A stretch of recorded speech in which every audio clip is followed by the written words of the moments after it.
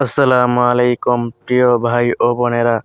আজ আমরা রমজানের প্রথম দিনে সিয়াম বা রোজার আমল নিয়ে আলোচনা করব। রোজা শুধু ক্ষুধা ও পিপাসা নয়, এটি আত্মশুদ্ধি ও তাকওয়া অর্জনের একটি মাধ্যম।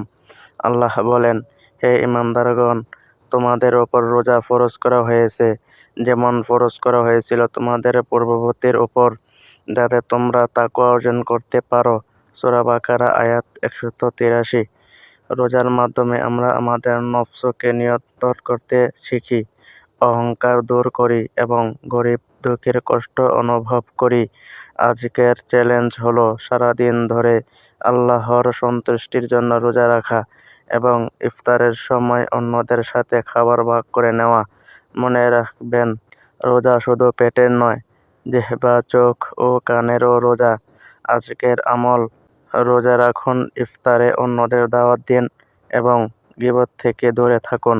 আল্লাহ আমাদের সবাইকে তৌফিক দিন। আমিন।